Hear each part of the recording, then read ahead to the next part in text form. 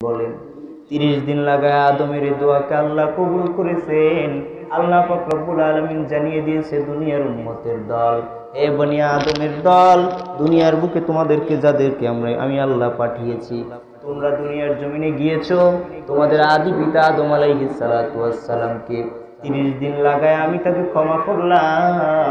আর তোমরা আখিরি জামানার উম্মত যারা হইবা, তোমরা মাসে এই আদমের 30 দিনের ক্ষমার বদৌলতে তোমরাও 30 দিন রোজা রাখবা। আদম নবীর যেহেতু ক্ষমা পেতে দেরি হয়েছিল কতদিন? 30 দিন। এই দোয়া পড়ার পরও আদমের ক্ষমা পেতে দেরি হয়েছিল 30 দিন। আল্লাহ পাক রব্বুল আলামিন বললেন, আমি আমার এই বনি আদমকেও তাদের উপরে 30 দিনের রোজাকে আমি ফরজ করে দিয়েছি। সুবহানাল্লাহ। বিনা ওজরে যদি কেউ একটা রোজাকেও ছেড়ে দেয় বিনা ওজরে, তাহলে আল্লাহ পাক রব্বুল আলামিন বলে সে যেন আমাকে অবিশ্বাস করলো। রসুলের মাধ্যমে তিনি জানিয়েছেন, হাদিসে রসুল বলে সে যেন আল্লাহকে অবিশ্বাস করলো। আর যদি কেউ আল্লাহকে অবিশ্বাস করে তাহলে তার আর ঈমান থাকে না, তাকে কাফির বলা যায়। এজন্য আল্লাহ পাক রব্বুল আলামিন বলে, ইয়া আইয়ুহাল্লাযীনা আমানু কুতিবা আলাইকুমুস সিয়ামু কামা কুতিবা আলাল্লাযীনা মিন ক্বাবলিকুম লাআল্লাকুম তাত্তাকুন। তোমরা রমজান মাস এলে রোজা রাখবা, কারণ রোজা তোমাদের একার উপরে ফরজ করা হয় না, রোজা ফরজ করা হয়েছিল তোমাদের পূর্ববর্তীদের উপরেও। তারাও যেহেতু রোজা রাখছে, তোমরাও রোজা রাখবা। রোজা রাখলে কি হবে? আল্লাহ পাক রব্বুল আলামিন বলেন, লাআল্লাকুম তাত্তাকুন। রোজা রাখলে তোমাদের তাকওয়া ঠিক হবে, তাকওয়া মজবুত হবে, সঠিক পথে চলতে পারবা। এজন্য আল্লাহ পাক রব্বুল আলামিন আমাদেরকে রোজার তাকিদ দিয়েছেন। আল্লাহ পাক রব্বুল আলামিন সূরা বাকারার 184 নম্বর আয়াতে আল্লাহ তাআলা বললেন, শাহরু রমাদানাল্লাযী উনজিলা ফীহিল কুরআন ওয়া বায়্যিনাতিন নাসি মিনাল হুদা ওয়াল ফুরকান। আল্লাহ পাক রব্বুল আলামিন বলেন, এই যে রমজান মাস আসছে এটা সেই রমজান যে রমজান মাসে আমি আল্লাহ পাক রব্বুল আলামিন কোরআন নাজিল করেছি, কোরআন অবতীর্ণ করেছি। কেন কোরআনকে অবতীর্ণ করলাম? এই কোরআনকে অবতীর্ণ করার কারণ হচ্ছে এই কোরআনের ভিতরে আমি আল্লাহ তাআলা মুমিনদের জন্য হেদায়েত রেখেছি, আর মুমিনদের জন্য রেখেছি সত্য এবং মিথ্যাকে পার্থক্যকারী একটা মাপযন্ত্র। এই যে রমজান আসতেছে, এই রমজানে আল্লাহ পাক কোরআন নাজিল করেছেন। কি নাজিল করেছেন? কোরআনও নাজিল করেছেন এই মাসে। আবার এই মাসেই আল্লাহ পাক রব্বুল আলামিন তার বান্দাদেরকে ক্ষমার ঘোষণা দিয়েছেন রাসূলের মাধ্যমে। পয়গম্বর বলতেছেন, বুখারী মুসলিমের হাদিস, প্রথম খণ্ডের 135 নম্বর পৃষ্ঠার হাদিস, ওয়ান আবি হুরায়রা রাদিয়াল্লাহু তাআলা আনহু قال قال رسول الله صلى الله عليه وسلم من صام رمضان إيمانا واحتسابا غفر له ما تقدم من ذنبه। পয়গম্বর বলেন, আবু হুরায়রা বলেন, পয়গম্বর বলেছেন, কোন বান্দা যদি ঈমানের সাথে সওয়াবের আশায় সওয়াবের নিয়তে কোন বান্দা যদি রমজান মাসে রোজা রাখে, আল্লাহ পাক রব্বুল আলামিন তার পিছনের জিন্দেগীর সমস্ত গুনাহগুলো মাফ করে দেয়। যদি সওয়াবের আশায় সওয়াবের নিয়তে ঈমানের সাথে যদি কোনো বান্দা রমজান মাসের রোজাগুলো তুমি রাখতে পারো, আল্লাহ পাক রব্বুল আলামিন জানায় দিলেন, হাবিব আপনি জানায় দেন, তাহলে আমার সমস্ত বান্দাদেরকে আমি তার পিছনের গুনাহগুলো মাফ করে দিব। এখন আমাদের পিছনের গুনাহ মাফের দরকার আছে না নাই বলেন? অবশ্যই আছে। পয়গম্বর বলে, আমি একদিন রাত্রে স্বপ্নে দেখলাম, আমি স্বপ্নে দেখতে পাইতেছি একদল লোক যারা রমজান মাসে রোজা রাখে নাই, এজন্য আল্লাহ পাক রব্বুল আলামিন তাদেরকে আযাবের ভিতরে দিলেন। বলে, কেমন আযাব? তাদেরকে দেখলাম আমি গাছের সাথে তাদের পা দুটো ঝুলানো, গাছের সাথে পা দুটো বাঁধা, মাথাটা নিচের দিকে ঝুলানো আছে। বান্দাটা চিৎকার করতেছে আর তার মাথাটা সেখান থেকে ফাড়া অবস্থায় দেখতে পাইলাম।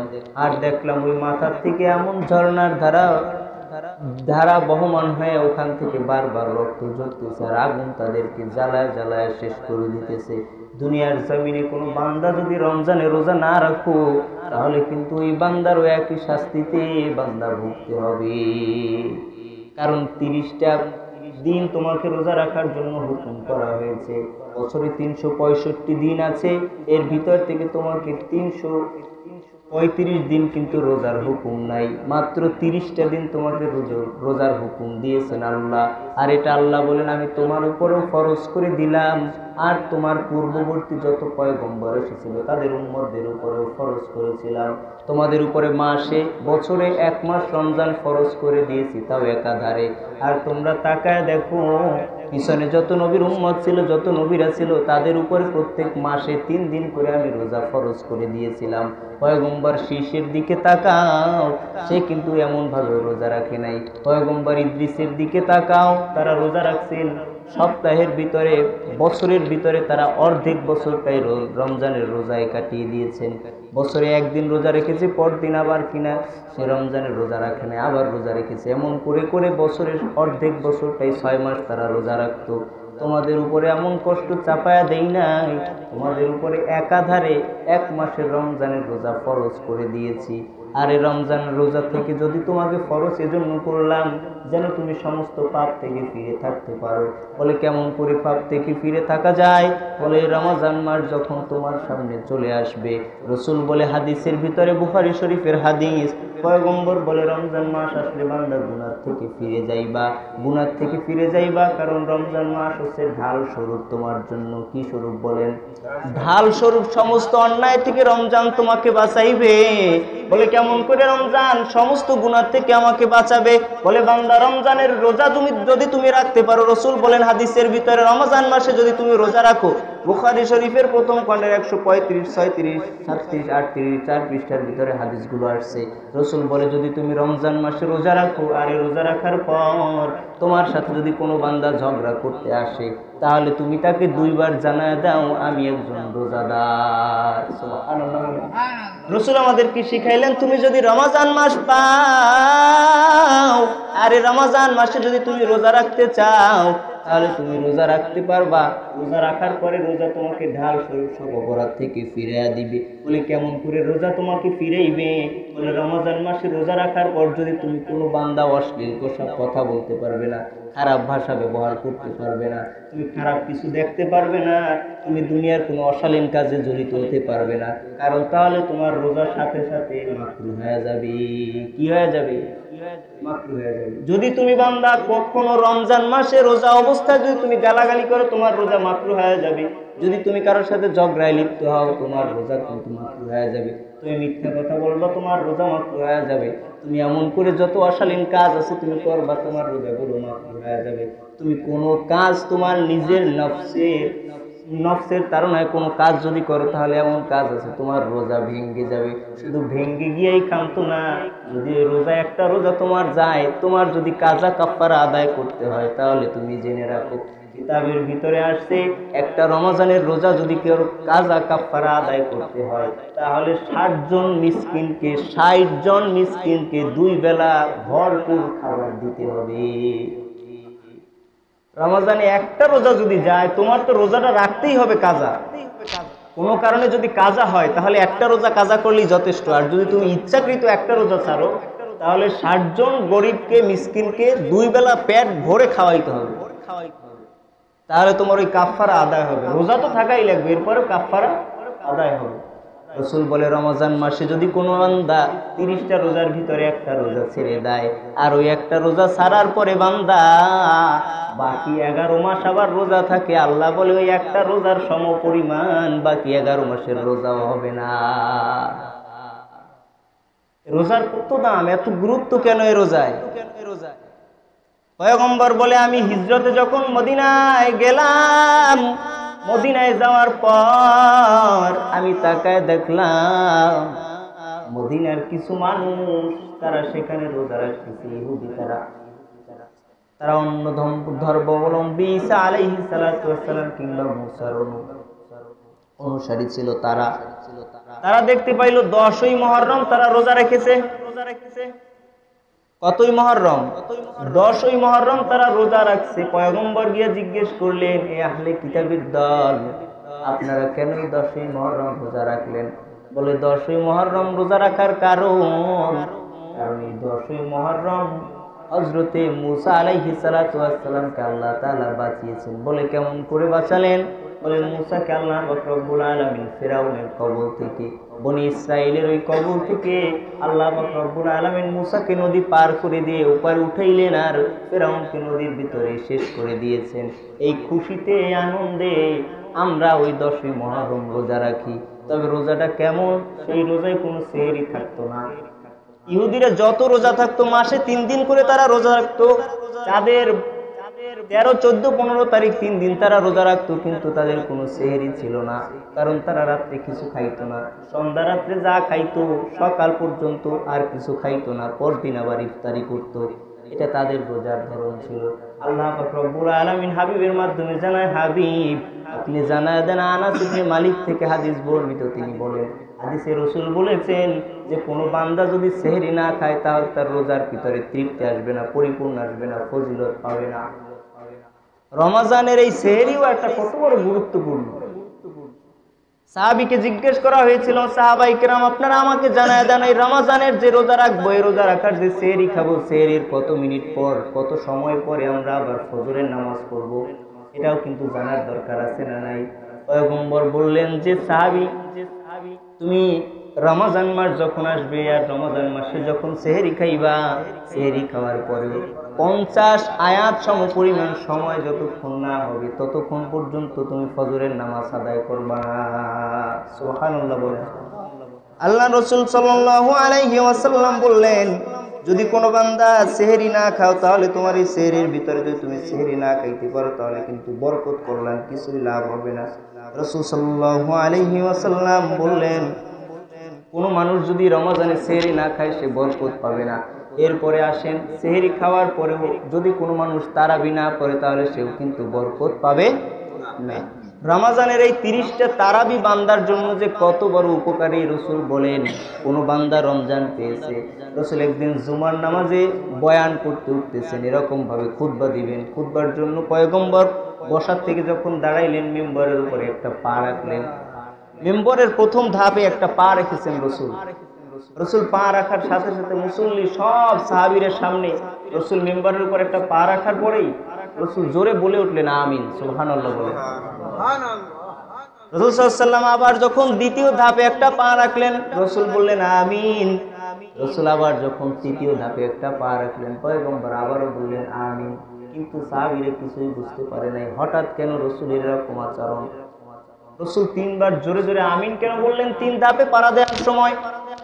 পয়গম্বর সাল্লাল্লাহু আলাইহি ওয়াসাল্লাম এরকম আচরণ করে পরে খুতবা দিলেন। খুতবা দেওয়ার পর নামাজ শেষ করলেন। নামাজ শেষ করে পয়গম্বর এরপরে যখন সাহাবীদেরকে নিয়ে আবার বসলেন, সাহাবীরা প্রশ্ন করতেছে ও পয়গম্বর আপনি কেন 3 ধাপে 3 বার পা দিলেন আর জোরে জোরে আমিন বললেন? কিছুই আমরা বুঝতে পারি নাই, আপনি ভালো জানেন। পয়গম্বর বলে সাহাবায়ে কেরাম আমি যখন প্রথম ধাপে পা দিয়েছি তখন জিবরাইল আমার কাছে এসে হাজির হয়ে গেছে। জিবরাইল আমাকে জানাইতেছে ও পয়গম্বর ওই ব্যক্তি চিরতরে ধ্বংস হয়ে যাক। বলে কোন ব্যক্তি? জিবরাইল বলতেছে ওই ব্যক্তি চিরতরে ধ্বংস যে ব্যক্তি রমজান মাস পাইল কিন্তু এই রমজান মাস পাইয়া ওই রমজানে তার নিজের গুনাহগুলো ক্ষমা করাইতে পারে না। নাউজুবিল্লাহ। রাসূল বলেন যে রমজান মাস পেয়েছে, এবার রমজান মাস পাওয়ার পরেও যে ব্যক্তি নিজের পিছনের গুনাহগুলো ক্ষমা করাইতে পারে নাই সেই ব্যক্তি ধ্বংস হয়ে যাক চিরজীবনের মনে। আর রাসূল জিবরাইল যখন এই কথা বলছে রাসূল তখন সাথে সাথে কি বলছিল? রাসূলের দোয়া কবুল হবে কি হবে না? 100% রাসূলের দোয়া কবুল হয়েছে। রাসূল যেখানে যে অবস্থায় যেই সময় যেভাবেই দোয়া করেছেন রাসূলের দোয়া কখনোই বিফলে যায় নাই। আবু হুরায়রার ঘটনা বহুবার বলেছিলাম। আবু হুরায়রা রাসূলের কাছে এসে কান্না করে পয়গম্বর আমি আমার বাড়িতে গেলেই আমার মা আমাকে মারে, আমাকে শুধু মারধর করে, ঘরে আমাকে ভালোভাবে থাকতে দেয় না। পয়গম্বর বলে আবু হুরায়রা তুমি কি চাও আমি তোমার মায়ের বিরুদ্ধে বিচারে যাই, তোমার মাকে আমি বিচার করি? সাবধান সাবধান আবু হুরায়রা, তোমার মায়ের বিচার করা কোনো সন্তানের পক্ষে সম্ভব না।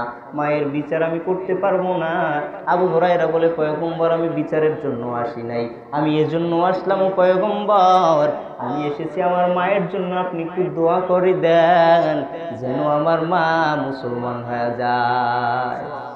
পয়গম্বর বলেন আবু হুরায়রা বলতেছে পয়গম্বর সাথে সাথে দুখানা হাত আল্লাহর কাছে যখন তুলে দিয়েছে আর আল্লাহর কাছে বলতেছে আল্লাহ, আমি তোমার কাছে বলতেছি আবু হুরায়রার মাকে তুমি কবুল করে নাও। আবু হুরায়রা বলে রাসূল হাত তুলেছেন আর আমি দৌড় দেওয়া শুরু করেছি। পেছন থেকে ওমর রাদিয়াল্লাহু তাআলা আনহু আমার জামাকে পেছন থেকে টেনে ধরেছেন। আমি ওমরকে বললাম, ওমর তুমি আমার জামাকে ধরিও না, আমাকে তুমি যেতে দাও। আমি জোরে দৌড় দিয়ে যখন আমার বাড়ির দরজায় গিয়ে হাজির হলাম, আমার মনের ভিতরেই তামান্না ছিল আমি আগে বাড়ি যাই নাকি রাসূলের দোয়া কবুল হয় আগে আমার বাড়িতে গিয়ে পৌঁছায়া যায়। বলে আমি যখন বাড়িতে দরজায় গিয়ে দাঁড়াইলাম, আমি গিয়ে প্রত্যেক দিন বাড়ির দরজায় দাঁড়ালে মা আমার শব্দ পেলেই লাঠি নিয়ে বের হয় আর মা আমাকে মারার জন্য রেডি হয়, মা আমাকে মারপিট শুরু করে দেয়। আজকে যখন আমি বাড়ির ভিতরে যাই, বাড়ির ভিতর থেকে এমন একটা করুণ আওয়াজের কান্নার আওয়াজ আমি আবু হুরায়রা বুঝতেও পারি নাই। আজকে মা এমন সুন্দরভাবে আমাকে ডাকতেছে, বাবা আমি এতক্ষণ তোর জন্যই অপেক্ষা করছিলাম, দেখি তুই কখন আমার সামনে হাজির হও। আবু হুরায়রাও কান্না শুরু করে দিয়া বলে, ও মা কেমন করে এমন পরিবর্তন হলেন আপনি? এতদিন দেখলাম আমি যখন বাড়িতে ফিরতাম আপনি তো আমাকে কখনো মার ছাড়া ঘরে উঠাইতেন না, আপনি আমাকে সবসময় আঘাতের পরে আঘাত করতেন, কেন এমনটা হলো? বলে আবু হুরায়রা আমি জানি না। আবু হুরায়রা বলে মা আমি জানি এসব কিছু হয়েছে রাসূলের দোয়ার বরকতে।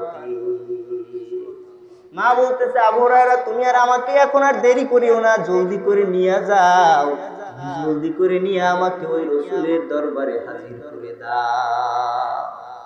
রাসূলের দোয়া এমন ভাবে এত দ্রুত কবুল হয়ে যায়। সেই রাসূল বলেছেন যে ব্যক্তি রমজান মাস পেয়েছে কিন্তু তার নিজের গুনাহ ক্ষমা করাইতে পারে নাই, ওই ব্যক্তি কখনো নাজাত তো পাবেই না, বরঞ্চ ধ্বংস হয়ে যায়। পয়গম্বর বললেন আমিন।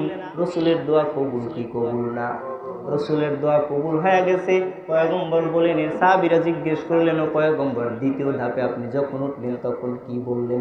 পয়গম্বর বলতেছে আমি যখন দ্বিতীয় ধাপে পা রাখলাম তখন আমাকে জিব্রাইল বলতেছেন ওখানে বসে, যে ব্যক্তি তার মা বাবাকে পাইলো কিন্তু তার মা বাবার কাছে মা বাবার হক আদায় করতে পারলো না, মা অথবা বাবা দুজনের একজনকে পাইলো কিন্তু তাদের পাওয়ার পরও সে ব্যক্তির নাজাত কামাই করতে পারলো না, ওই ব্যক্তিও চিরতরে ধ্বংস হয়ে যাবে। আমি রাসূল সাথে সাথে আবারও বলেছিলাম আমিন। নাউজুবিল্লাহ। রাসূল বলে আমি এরপরে যখন আমিন বললাম, আমি আমিন বলেছি, আল্লাহ পাক রব্বুল আলামিন কবুল করে নিয়েছে দোয়া। এরপরে রাসূল সাল্লাল্লাহু আলাইহি সাল্লাম বললেন, আমি যখন তৃতীয় ধাপে আবার পা রাখলাম, তৃতীয় ধাপে পা রাখার পর জিব্রাইল বলতেছে ওই ব্যক্তি ধ্বংস যে রাসূলের নাম নেয়া শোনা হয়েছে, রাসূলের নাম নিয়েছে মজলিসের ভিতরে কিংবা কোনো জায়গায় রাসূলের নাম নিয়েছে কিন্তু সে দরুদ পড়লো না, সেই ব্যক্তি ধ্বংস হয়ে যাক। নাউজুবিল্লাহ। রাসূল বললেন আমিন। বলে কেমন করে রাসূলের নামে দরুদ পড়া হবে? যখনই রাসূলের নাম নেওয়া হবে মুহাম্মাদুর রাসূলুল্লাহ, সাথে সাথে আমাদের পড়তে হবে সাল্লাল্লাহু আলাইহি ওয়াসাল্লাম।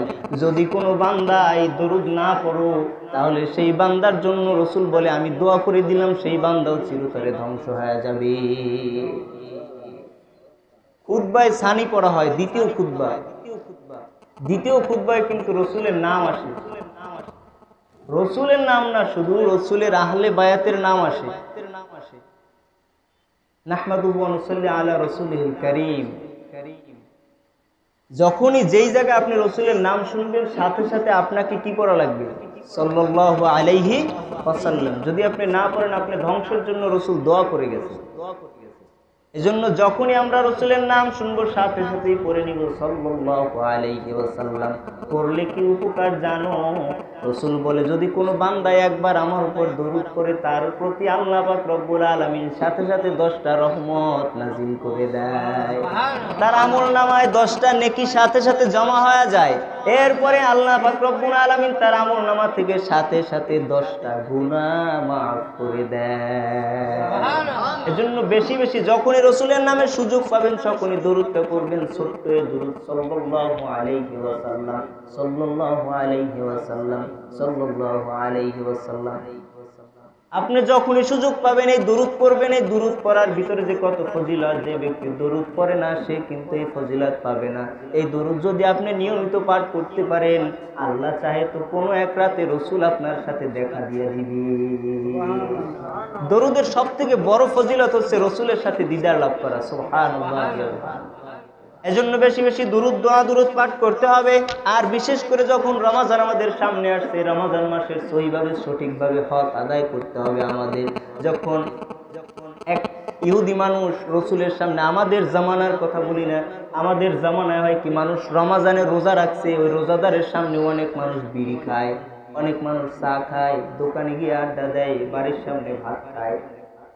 এক রোজাদার ব্যক্তিকে দেখে যদি আপনি রমজানের এই রোজাদার ব্যক্তিকে যদি আপনি ইজ্জত না দেন, তাহলে চিরতরে আপনি বেইজ্জতি হয়ে যাবেন। বেইজ্জতি করবেন কে?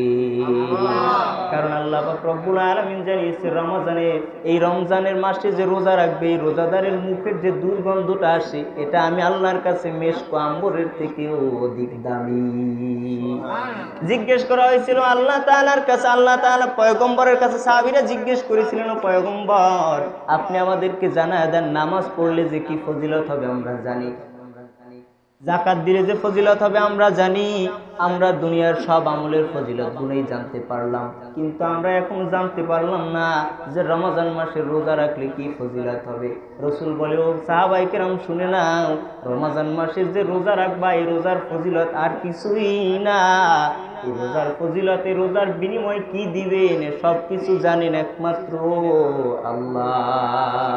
কারণ আল্লাহ পাক রব্বুল আলামিন হাদিসে পয়গম্বরের মাধ্যমে জানিয়ে দিয়েছেন, পয়গম্বর আপনি জানায় দেন, দুনিয়ার সব মানুষ সব আমল করে ঠিক আছে, কিন্তু এই রমজানের যে রোজাটা রাখে ওই বান্দা দুনিয়াবি যা কিছু কর্ম চাহিদা আছে বান্দা কিন্তু পূরণ করে না। বান্দা চাইলে খেতে পারতো কিন্তু খায় না।